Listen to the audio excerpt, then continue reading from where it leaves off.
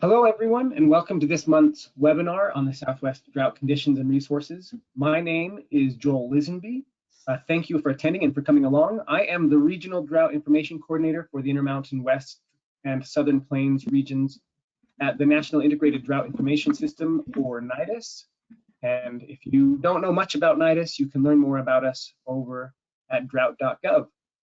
This webinar series is produced in collaboration with the USDA Southwest Climate Hub and those of us here at NIDIS, and it's intended to provide a quick update of drought conditions across the Southwest. These monthly 30-minute briefings, they began during the 2020 Southwest drought, so almost a year and a half ago, as drought was intensifying across the region. And we pulled them together as part of the Southwest Drought Learning Network's drought monitoring and reporting team. And we plan to continue to do these as long as the area is experiencing extreme or exceptional drought conditions across the southwestern United States. If you'd like to learn more about the Drought Learning Network, I put a URL up on the screen. It's not a link, so you just have to type that in to your computer, or feel free to reach out to me and I can direct you to some more information if you would like to join that network. Just a little high-level overview of what the Drought Learning Network is. We intend to link climate service providers with resource managers and in sort of a peer-to-peer learning capability in a way to increase landscape and community resilience in the current and future droughts. To begin today's webinar, I would like to acknowledge that the land that each of us is on today is the ancestral land of tribal and indigenous cultures, and I pay my respect to their elders and chiefs, both past and present, and I welcome all tribal and indigenous peoples who are joining this webinar with us today. By way of logistics, so everybody's aware, this webinar is being recorded. Everybody is starting out as being muted. The recording of the webinar will be available on NIDIS's YouTube channel and also at drought.gov/webinars. The format of today's webinar will be a presentation by our invited expert, followed by a time for questions and discussion. If you would like to ask a question, you can do so at any time by typing your question into the questions box, which, if you're unfamiliar with GoToWebinar, the questions box and the chat box are two different things. So don't use the chat box, just use the question box, type your question in. And then at the very end, we will ask all of your questions and we will answer all of your questions. The questions will be moderated by a good friend of mine, Sky Annie. Sky is a program manager with the Southwest Climate Hub, which serves the states of Arizona, Nevada, New Mexico, Utah, Hawaii, and the US affiliated Pacific Islands. And what they try to do and what Sky tries to do there is deliver science-based, region-specific technologies and practical information that will assist with climate-informed decision-making. So we'll be hearing more from Sky at the end, but in case I forget, a huge thanks to you, Sky, for taking some time to help moderate the questions at our webinar today. I would like to welcome and introduce today's speaker. Dr. Erin Saffell is the Arizona State Climatologist and Director of the Arizona State Climate Office and Senior Global Future Scientist with the Julie Ann Wrigley Global Futures Laboratory at Arizona State University. The Arizona State Climate Office is a unit of the School of Geographical Sciences and Urban Planning in the College of Liberal Arts and Sciences at ASU and serves the state and people of Arizona. Those of you that are familiar with these half-hour drought briefings, you'll notice that we only have one presenter today where we usually have two. Erin's going to cover both the drought conditions and update, and also talk a little bit more about the data and tools available at the Arizona State Climate Office. So with that, I'll pass it over to you, Erin. I'm going to give you the presenter. You should see that pop up. All right, one moment.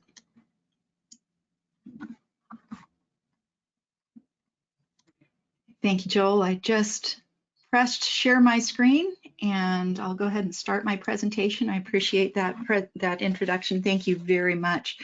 And I'm excited. Yes? Sorry to interrupt. We are not seeing your screen yet. Okay, so it says, how do we look there? Well, I don't know. It says show screen is on, and I just pressed show screen pause. Can you unpause? So I can stop showing screen.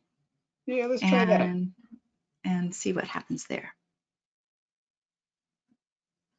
And says no one sees my screen. I'm going to press show screen, and it says on air. Did yes, we we get can it? see it now. Yes, That's that great. works. Our little practice session gave us the false belief we had it under control, I guess. So Yeah, I no. really appreciate that. Thank you very much for this opportunity to talk to everyone, and I appreciate your time. And I'm going to go ahead and go to the next slide, so you should see it. And I'll go ahead and just proceed like everything works for you, unless I hear from you on your side.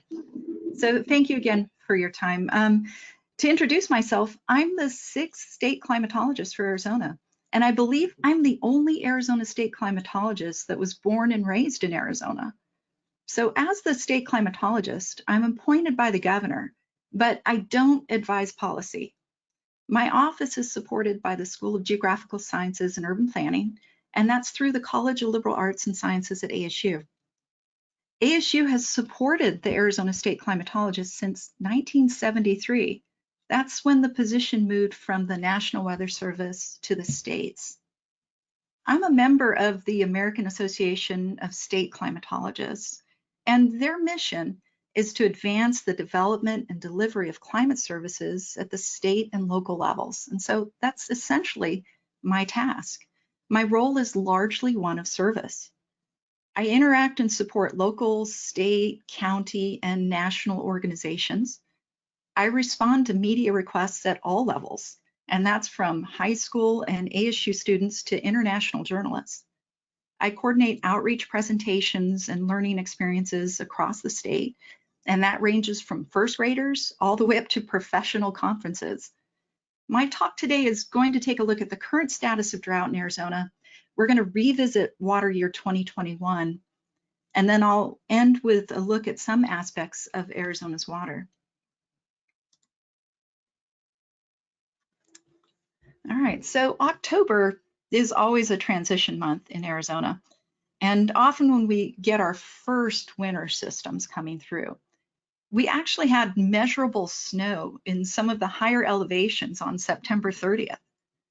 We had about 3 significant systems in October.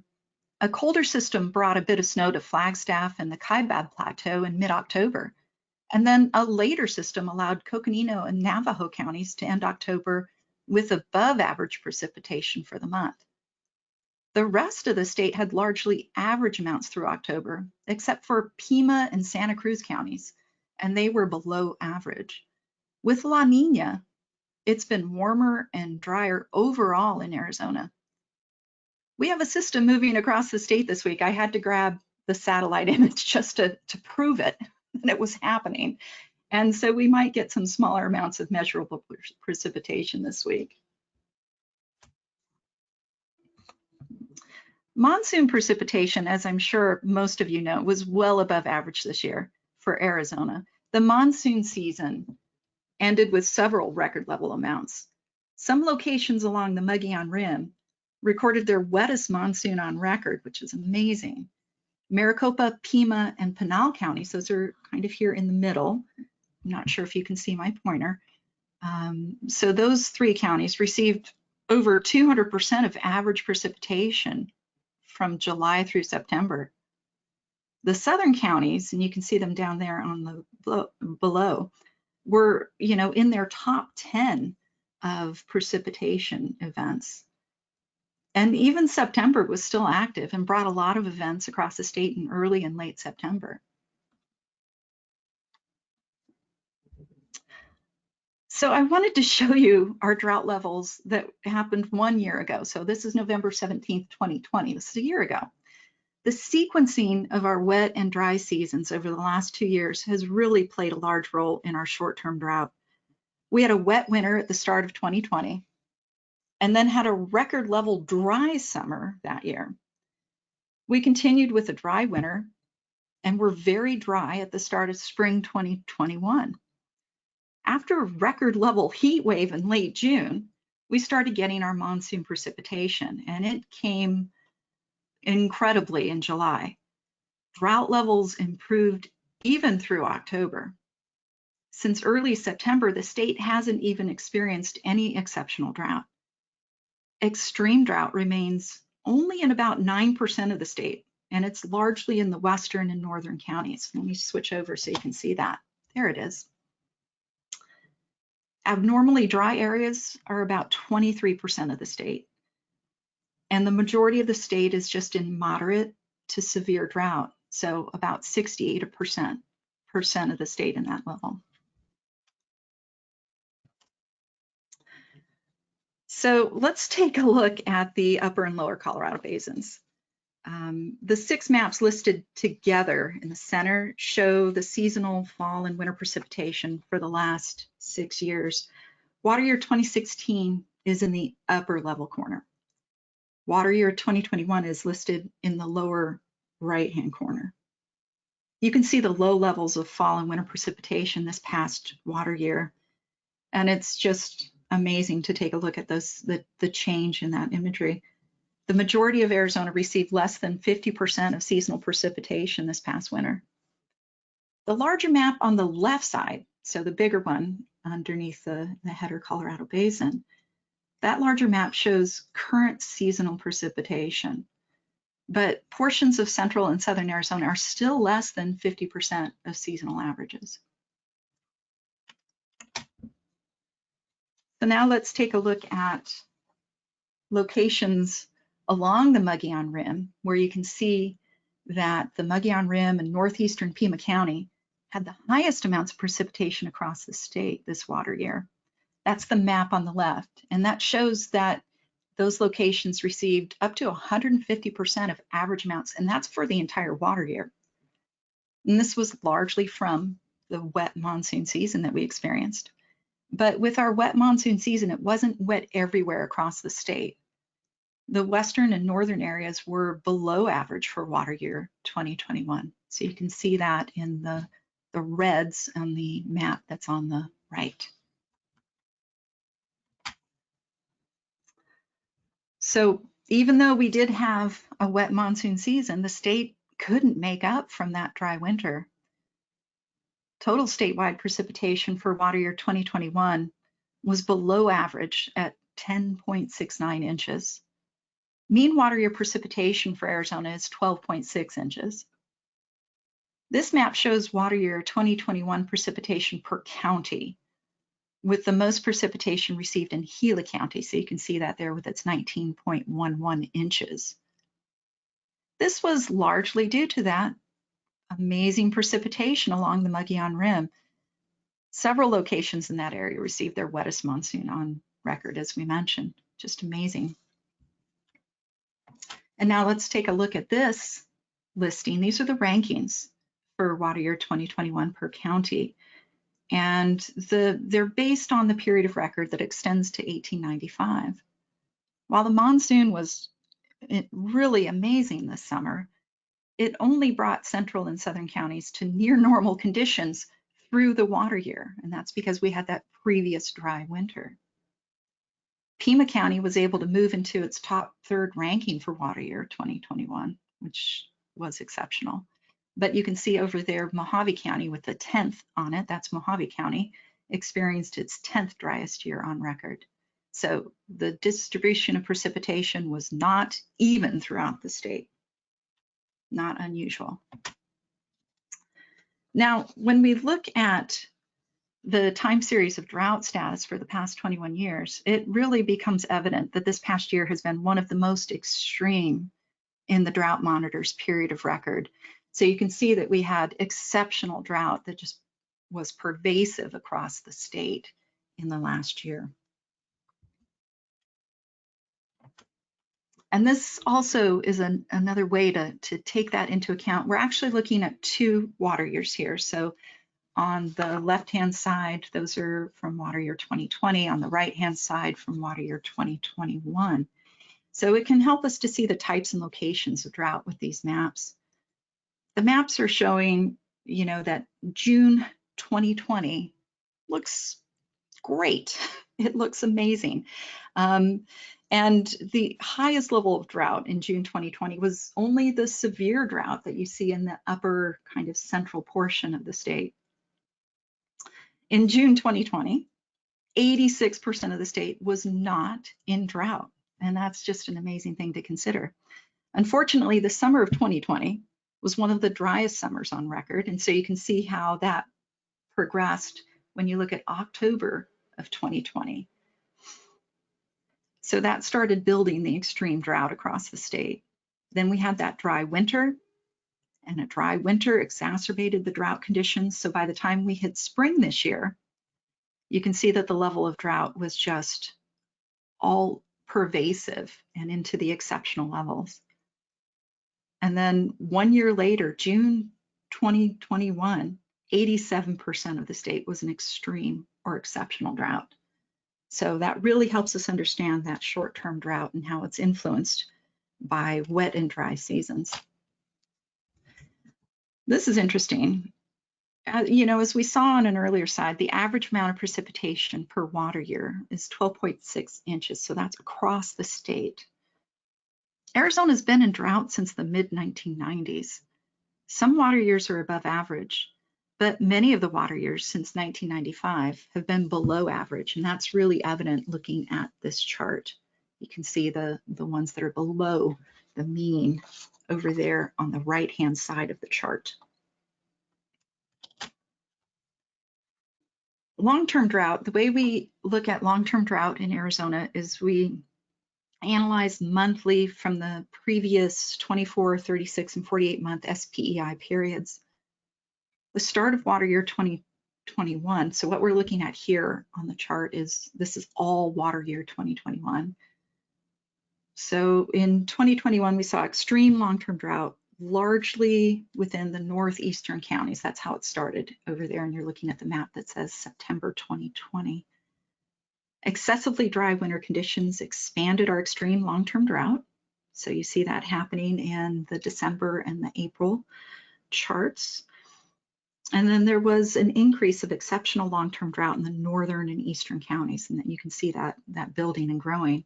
At the end of water year 2021, so that's on the right-hand side of the screen, exceptional long-term drought remained in the northern and western counties, and that's really a result of a very dry season throughout. So they just did not get that summer precipitation either.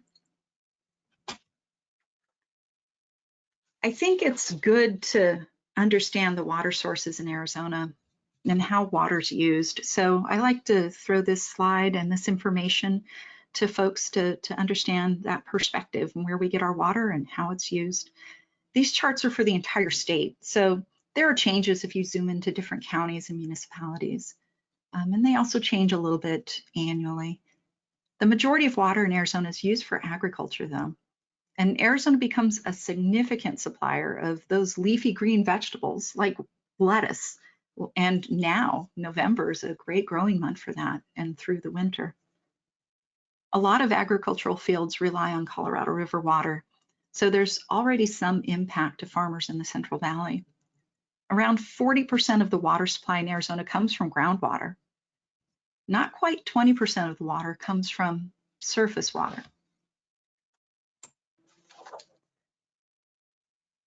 And so looking at our reservoirs, you can see the impact from the Colorado River at Lake Powell and Lake Mead.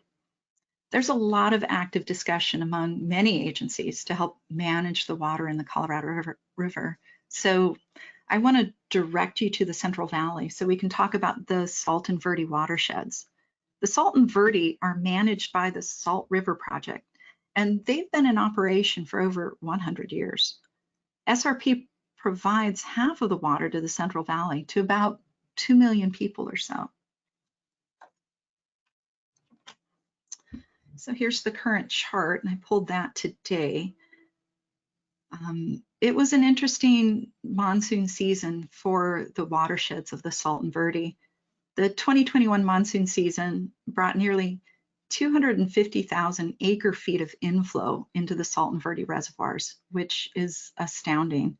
And that's the wettest on record for those watersheds since the 1950s. And I think it's the second wettest monsoon on record for those watersheds.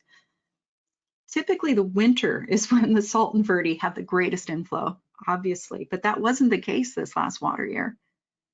Last winter actually only had inflow of 103,000 acre feet, excuse me. The wet monsoon allowed SRP to release water into their recharge basins. We actually saw water flowing along the Salt River this summer. And one of the reasons that they want to release is that SRP manages and recharges groundwaters in 2 projects that are installed along the Salt River. The Granite Reef Underground Storage Project is in the East Valley. It's on the Salt River, and it's within the Salt River Pima Maricopa Indian Community. 4 basins were installed in 1994, and 3 more were finished in 2005. The New River Agua Fria Underground Storage Project is in the West Valley. That's over by the Cardinal Stadium, and that was installed in 2007.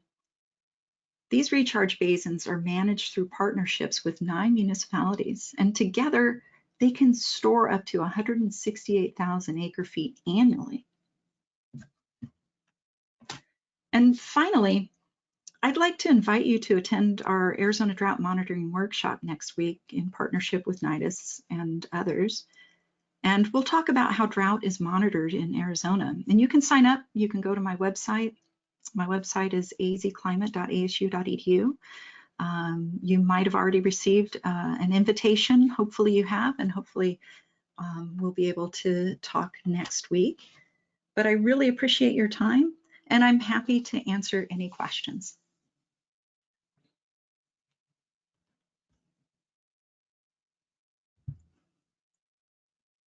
All right, and just like to remind everybody, if you have a question, please go ahead and drop it in the Q&A box.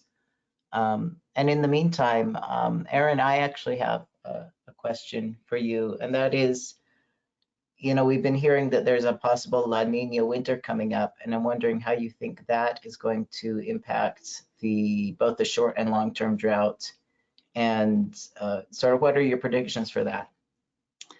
Well, unfortunately, if we don't get any precipitation, if we maintain that below level precipitation and we have that warm La Nina winter, I expect that our drought levels will start to intensify again, unfortunately.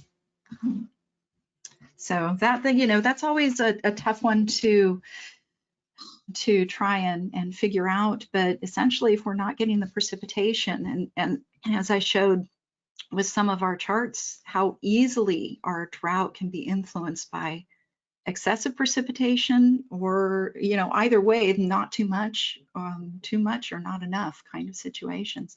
So it really does play a role in that short-term drought. Long-term drought is, you know, it's sitting there. We're not expecting any changes there, and especially as we're seeing that influence, you know, with the snow and the precipitation that we're expecting, or the decrease in precipitation that we're expecting this winter, it's just looking like we're still going to be in this drought. All right, and we've had one question come in, and that's sort of a similar question, but this person's asking, what's the outlook for this next season? Right, so that same kind of situation.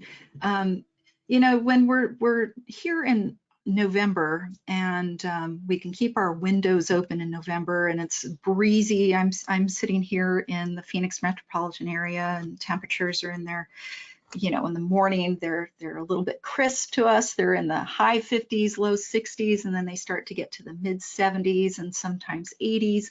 I mean, that's enjoyable in November, but it's not ideal for our ecosystems. And so we want to consider all of those influences and those impacts. And it's really going to have an impact when we're looking at those changes. And we'll see what happens as we come out of this in the spring. Okay, do you have any sense of how much Arizona residents pay attention to the upper Colorado River conditions as compared to just the local drought conditions? I know that I get questions about the Colorado River, so I do get questions about that. I don't know if folks understand a lot about where water comes from, and so I always try and explain, you know, where they're getting their water from. Everybody's turning on their faucet and the water's coming out, but what does that mean? So I always try and make sure that folks in and around Arizona, in metro areas and so on, understand when they turn on their faucet, where does that water come from, so that they can understand implications to that water supply. Yeah, absolutely. So we have another question here, and this person is asking, is there any correlation between the monsoon and the El Nino or La Nina events? Yeah, that's a great question. Thank you for asking that. There's a lot of research that goes into trying to understand, what those triggers might be to our summer precipitation. And so we've had a lot of research that's tried to look at the relationship between El Nino and the monsoon season. And we're just not seeing that same kind of triggering impact that happens with our monsoon season. So our monsoon season really is driven by the location of our high pressure cells, and how they kind of orient over the southwestern, and where we can get those to kind of drive water in from the south. So that seems to be what we're seeing as the larger control, as opposed to what happens with El Nino and La Nina. But when we figure it out, oh boy, look out, we're going to know everything.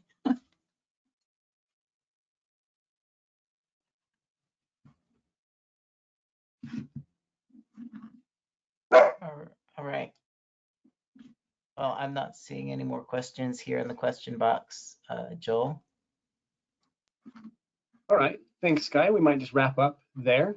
I'd like to extend a huge thanks again to you, Sky, for moderating the questions, and to you, Erin, for sharing so much about Arizona's climate and the drought conditions that you're dealing with. And I'm excited to work with you more as the state climatologist going forward. It looks like you're doing a lot of good work there. So thanks to both of you, and I guess in the spirit of things, happy Thanksgiving later this week to all of you who came along, and we'll be doing this again in mid-December. Thanks, everyone. Goodbye. Thank you.